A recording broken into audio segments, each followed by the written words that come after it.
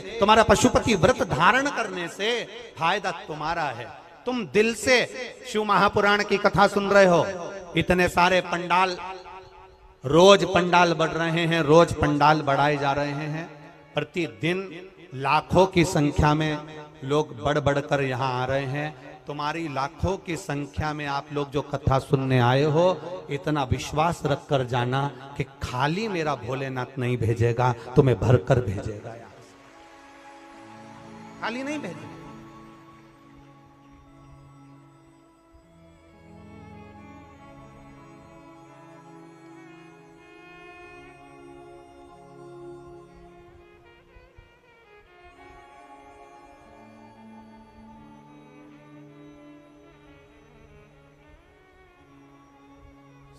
भोले मैं तेरी पतंग हवा विच उड़ती जावांगी, बाबा डोर हथो छड़ी ना मैं कटी जावांगी। भोले मैं तेरी पतंग शंभो मैं तेरी पतंग हवा विच उड़ती जावांगी,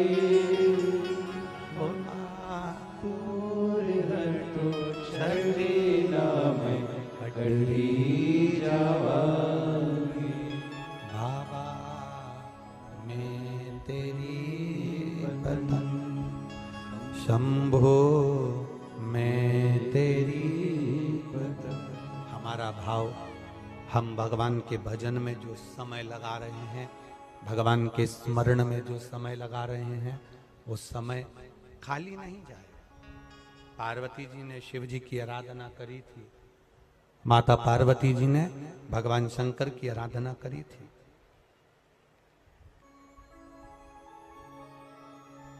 दान, भजन, प्यासे को पिलाया गया पानी, भूखे को कराया गया भोजन, स्मरण, कीर्तन, मंत्र जाप, ये खाली नहीं जाता।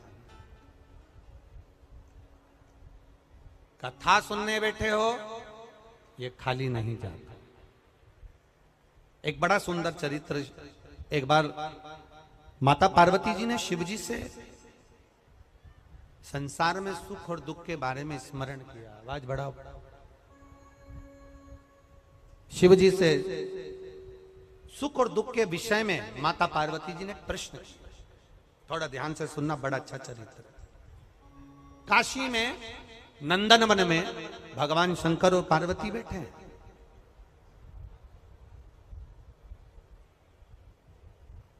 और नंदन वन में जब माता पार्वती और शिव जी बैठे थे, तो पार्वती जी ने शिव जी से एक प्रश्न करा कि जीवन में सुख और दुख कितने विचित्र हैं, ये क्यों आते हैं? सुख मिला तो क्यों मिला, और दुख मिला तो क्यों मिला? ये माता पार्वती जी ने शिव जी से प्रश्न किया। शंकर भगवान ने बड़े भाव से इस सुख दुख के चरित्र का वर्णन किया। शिव जी कहते हैं, सुनो पार्वती, मैं तुम्हें एक चरित्र सुनाता हूं।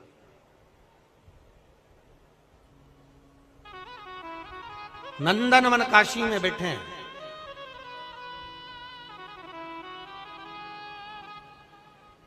और नंदनवन काशी में बैठकर भगवान शंकर पार्वती जी से कर, मैं तुम्हें एक चरित्र सुनाता हूं।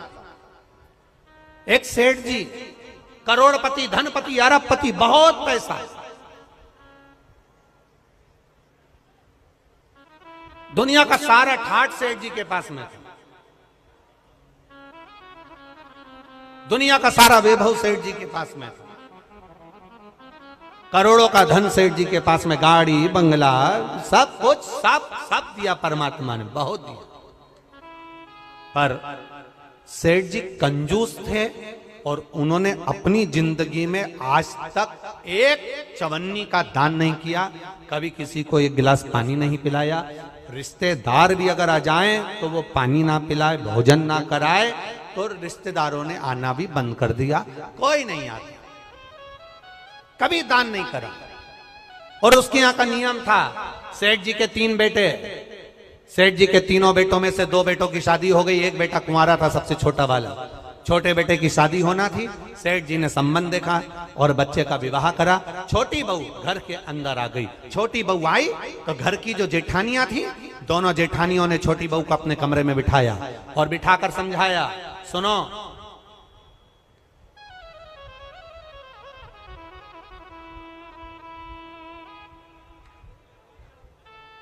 पहले ऐसा नियम था, अब आजकल ऐसा नियम तो नहीं है, पर पहले ऐसा नियम था कि लड़के की शादी होती थी और बहू को लेकर आता था ना, तो अपने खुद के घर में बहू को लेकर बाद में आता था। पहले उसको रुकने की व्यवस्था कोई रिश्तेदार के यहाँ, कोई नातेदार के यहाँ, कोई संबंधों के यहाँ, कोई पहचान वाले के यहाँ उसको बहू को रखा जाता था। बोलो भोपाल में ऐसा था कि नहीं था? अरे बोलो, जम के तो बोलो, था ना ऐसा? लड़का शादी कर कर बहू को लेकर आया, सीधे अपने घर नहीं आया, पहले उसको कोई मित्र के आदिक पहचान वाले, दीदी, जीजा, बहनोई, नातेदार, रिश्तेदार, कुटुंब, कबीला, अड़ोसी पड़ोसी, रिश्ते वाला, उसके यहाँ पर उस बहू को, उस छोरे को, बहू बेटा को वहां रोका जाता। काहे के लिए रोकते थे? उसको रोकने का कारण क्या था? उसको रोकने का कारण केवल एक था। क्यों रोका जाता था? केवल एक कारण से कि बहू जब वहां पर आए तो उसको हमारे घर के बारे में हमारे रिश्तेदार सब बता दें कि तुम्हारी सास ऐसी है, तुम्हारे ससुर ऐसे हैं, तुम्हारा देवर ऐसा है, तुम्हारा जेठ ऐसा है, तुम्हारा परिवार ऐसा है। अब जो छोटी बहू आई है तो दोनों जेठानियों ने उससे मिला और मिलकर कहा, सुनो, हमारे ससुर का एक नियम बड़ा प्रबल है, उसको याद रखना। हमारे ससुर का नियम बड़ा तेज है, उसको याद रखना। कौन सा नियम? छोटी बहू ने पूछा कि तुम्हारे यहाँ का नियम क्या है? तो हमारे ससुर का एक नियम है, कभी जिंदगी में अगर घर में रहना है तो दान बिल्कुल, बोलो बोलो जम के बोलो, नहीं करना। एक रोटी का भी दान मत करना। अगर डब्बे में रोटी बच जाए तो दूसरे दिन उस रोटी को मिक्सर में पीस के चूड़ा बना के खा जाना, पर गाय को भी मत देना। ये हमारे ससुर का नियम।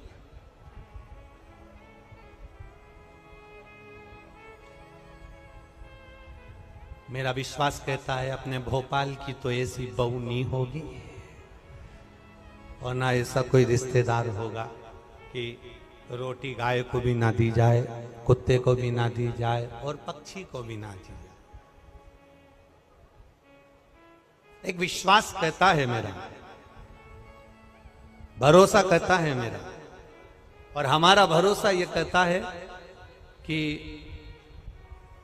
सनातन धर्म में ऐसा कोई व्यक्ति नहीं जो गौ माता को एक रोटी ना देता हो, सब देते हैं। सनातन धर्म में ऐसा कोई, हम दूसरे की कोई बात नहीं कर रहे, हमें अपने घर से मतलब है, हमें अपने घर से। कई लोग आपको मिलेंगे, कई लोग आपको कहने आएंगे, वो दूसरे की बात करेंगे कि उन्होंने ऐसा कर दिया, उन्होंने वैसा कर दिया। हमें दूसरे धर्म से कोई मतलब, हम अपना घर देखें ना पहले। आज के समय में लोग अपना घर देख नहीं रहे, अपना सनातन धर्म देख नहीं रहे और दूसरे धर्म से मतलब रखे तो क्या मतलब है? हमें अपने से मतलब है, अपना घर हम देखें, अपना परिवार हम देखें। कहा हमारे यहाँ का नियम है, एक रोटी भी गाय को ना जाए, एक रोटी भी कुत्ते को ना जाए, जरा सा भी दान नहीं करोगे। छोटी बहू से कहा नियम याद रखना। छोटी बहू ने मन में सोचा, मेरे पिताजी तो हमेशा कहते थे कि दान करो, धर्म करो, साथ जाएगा। दान करोगे साथ जाएगा, रोटी खिलाओगे साथ जाएगा, किसी को पानी पिलाओगे साथ जाएगा, ये बाकी का तो सब यहीं छूट जाएगा। बाकी का जो तुमने दान धर्म पुण्य करा, कथा सुनी, स्मरण करा, कीर्तन करा, मंत्र जाप करा, दान दिया, यही तो साथ जाएगा। अब इस छोटी बहू के पिताजी ने ये समझाया था और ससुर जी कह रहे कि एक अन्न का दान नहीं होना चाहिए, 1 रुपया दान नहीं होना चाहिए। बड़ी बड़ी ठीक है, जाई विधि राखे राम, वो जम के बोला करो जरा, ताई विधि रही।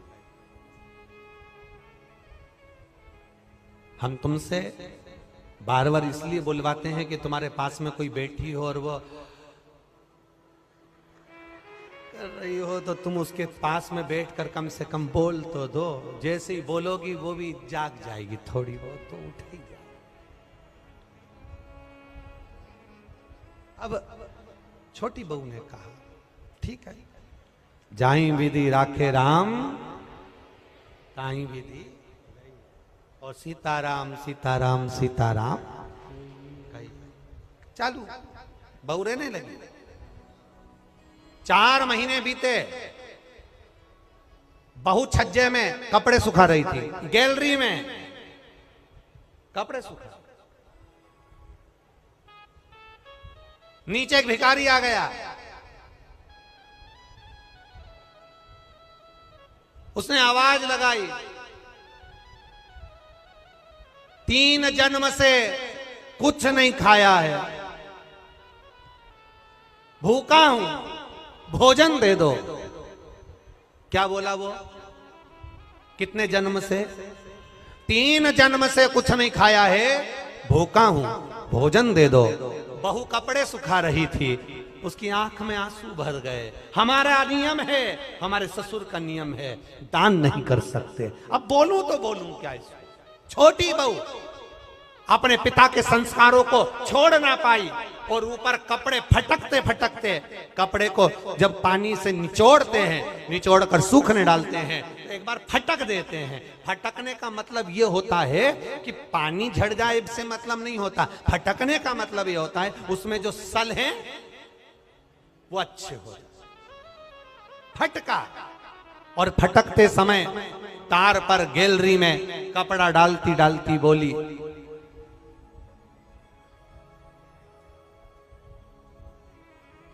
बासी खाना खा रहे हैं, कल हमारा उपास है। क्या बोली? आप भी बोलो, जम के बोलो। बासी खाना खा रहे हैं, कल हमारा उपास है। इतना भिखारी ने सुना और भिखारी चले गया। अब भिखारी तो चले गया, पर नीचे जो कुर्सी डाल के अखबार पढ़ रहा था, कौन? जम के बोलो, ससुर। बस उसने सुन लिया। अच्छा हुआ तुमने ससुर बोला हो, नहीं तो एक जगह कथा कर रहे थे, उन्होंने कह दिया एक भिखारी तो चले गया, पर नीचे जो कुर्सी डाल के अखबार पढ़ रहा था, तो लोगों ने कह दिया वो भी। भोपाल के लोग, एक बात तो है, इस मामले में समझदार बहुत है। जबरदस्ती लोग भोपाली लोगों का, भोपाल के लोगों के कह देते हैं साहब माँ तो इतनी गाली बकते हैं, माँ तो ये साड़ा तेड़ा बोलते हैं, साहब माँ तो बात बात में अपशब्द कह देते हैं। हमने देखा, अभी हमको भी यहाँ पर 3 दिन हो गए, सब अच्छे से ही बोल रहे हैं, सब अच्छे। एक भी ऐसा नहीं मिला जो गड़बड़ बोला, एक भी। बड़े भाव, वो तो दुनिया के लोग हैं, कहते रहेंगे, अपन तो अपना भजन करो। भिखारी चले गया, कुर्सी डालकर अखबार पढ़ रहा था, कौन? ससुर। और अखबार पढ़ते पढ़ते उसके कानों में शब्द गया कि बहू ने कहा बासी खाना खा रहे हैं, कल हमारा उपास है। भिखारी तो गया, ससुर को क्रोध आ गया और ससुर को गुस्सा आया। बताओ, कल की आई बहू, 4 महीने नहीं हुए, इसको कौन सा बासी खाना खाने को दे दिया और कौन सा इससे उपास करवा दिया? इतना अच्छा खाना मिल रहा है, रोज ताजा खाना खा रही है, अच्छे से रह रही है, इसका पति कमा रहा है और हम उपास करा रहे हैं। ससुर को क्रोध आया, उसने दोनों बहुओं को बुलाया, बड़ी बहुओं को बुलाकर कहा अब इस बहू को मैं अपने घर में नहीं रख सकता, क्योंकि इसने मेरी बदनामी कर दी एक भिखारी के सामने। मेरी बदनामी कर दी है भिखारी के सामने।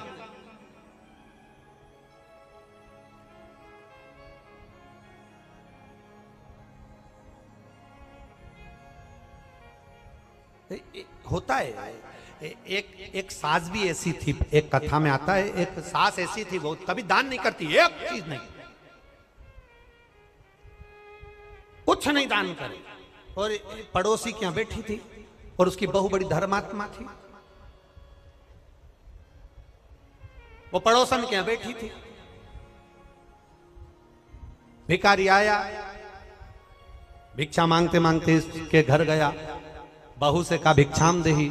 बहू ने तुरंत उठाकर एक कटोरी आटा भरकर उसको दे दिया। अब ये भिक्षा मांगते मांगते पड़ोसन क्या गया, ये भी वहीं ओटले पे बैठी थी सास भी। इतने में तुरंत सास ने वहां पर आवाज लगाया, भिक्षुक ने, माता भिक्षाम देही। तो पड़ोसन ने भी उसको भगा दिया। तो इसने जो यहाँ बैठी थी पड़ोसन, इसने पूछा क्यों, वो तीसरे नंबर के घर पर गए थे क्या? हाँ। कुछ दिया क्या? हाँ। क्या दिया? एक कटोरी आटा। इसमें इतने में भिखारी का हाथ पकड़कर बुढ़िया लेकर अपने घर गई और बहू को बुलाया, बहू, ए बहू। बहू आई, क्या है मां? तूने भिखारी को एक कटोरी आटा दिया? हाँ। किससे पूछ के दिया? किसी से नहीं, अपना घर है, दान करना चाहिए। इतने में सास को गुस्सा आया और भिखारी से कहा, भिक्षुक से कहा, तुमने मेरे घर से आटा लिया? हाँ। वापिस दो।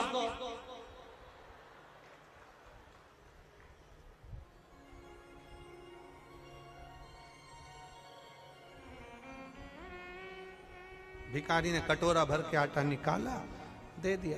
जाओ, इस घर में मेरी चलती है, मैं बोलूंगी तो बहू आटा देगी और मैं बोलूंगी तो नहीं देगी। जाओ, मैं जब तुमसे बोलूंगी तुम आओ, तुम आना, फिर मैं आटा। अब भिखारी ने फिर बोला, माता भिक्षाम देही। सास ने कहा, कटोरी भर के आटा दो। बाहर खड़े भिखारी ने सास से पूछा, तुम ऐसा क्यों करी? सास ने कहा, आज से ही नई नवेली बहू की घर में चलने लगेगी तो मेरी कभी नहीं चलेगी, इसलिए मेरी चलना चाहिए, इसलिए मैंने ऐसा करा। मेरी चलना चाहिए। अब ससुर जी बैठे थे, ससुर ने बहुओं को बुलाया, इसने तुम्हारी इज्जत खराब कर दी। ये कह रही है कि बासी खाना खा रहे हैं और कल हमारा उपास है। बताओ कौन सा बासी खाना खिलाया इसको? कल की आई हमें बदनाम कर रही है।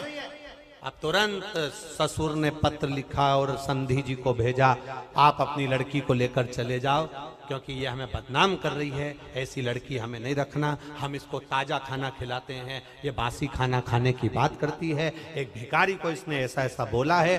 और समधी के पास पत्र गया, समधी की आंख में आंसू भर गए। मेरी बेटी को 4 महीने हुए हैं शादी को, कैसे लेकर आ जाऊं? और मेरी बेटी ऐसी है ही नहीं, मैंने उसको संस्कार दिए हैं, वो कभी गलत कर ही नहीं सकती, ये मेरा विश्वास कहता है, ये मेरा भरोसा करता है। मैं कैसे कह दूं कि मेरी बेटी ने कुछ गलत कहा होगा, कि मैं भूखी मर रही हूं या मेरे उपास कर रही हूं या हम बासी खा रहे हैं? ये मेरी बेटी बोल नहीं सकती, भले बासा खा लेगी पर बोल नहीं सकती। आखिर हुआ क्या है?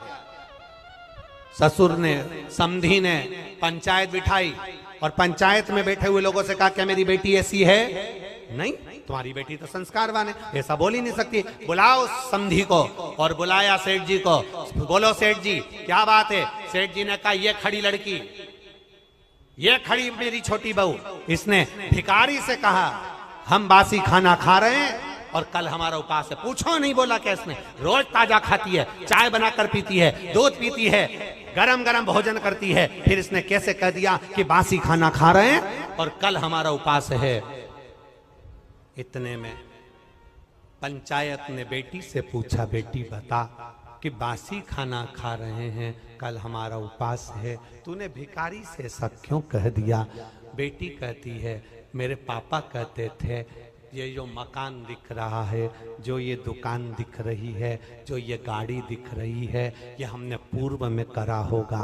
बासी है, पुराना करा था तो आज मिल गया, और अगर आज नहीं करेंगे तो कल भूखे मरना पड़ेगा, इसलिए उपास करना पड़ेगा। ये बासी है, 50 लाख की गाड़ी में घूम रहे हो, समझ लेना पूर्व का हमारा पुण्य है। अच्छा भोजन कर रहे हो, समझ लेना पूर्व का हमारा पुण्य है। खूब धन है तुम्हारे पास में, समझ लेना पूर्व का हमारा पुण्य है। आज अपना राशि ठाठ है, ये पूर्व का पुण्य है। हमने पूर्व में कुछ अच्छा करा होगा।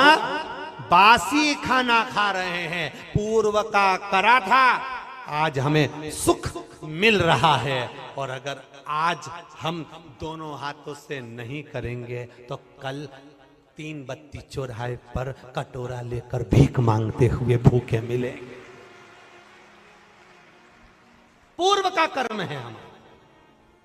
आपको लोग सलाम ठोक रहे हैं, आपको लोग नमन कर रहे हैं, आपको लोग प्रणाम कर रहे हैं, आपको लोग दंडवत कर रहे हैं, आपको लोग नमन कर रहे हैं, आपकी लोग बात सुन रहे हैं, आपका जय जयकार हो रहा है, आप गाड़ी में घूम रहे हैं, 4-4 बंगले आपके पास में हैं, खूब अच्छा मकान, खूब अच्छी पत्नी, बच्चे, परिवार, कुटुंब, कबीला सब अच्छा मिला है। समझ लेना उस परमात्मा की कृपा है।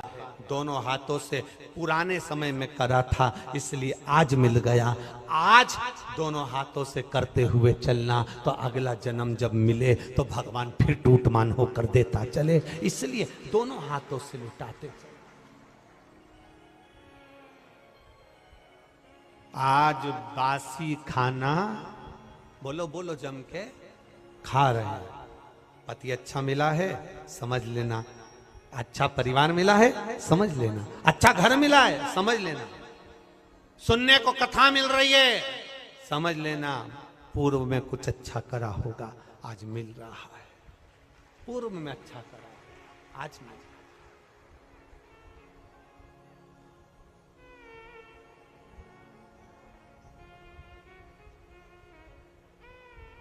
क्या ये शिव महापुराण की कथा भोपाल में पहले नहीं हो सकती थी? बोलो बोलो जम के। पर ललाट पर तो लिखा होना चाहिए कि किसके माध्यम से होगी और कौन करवाए।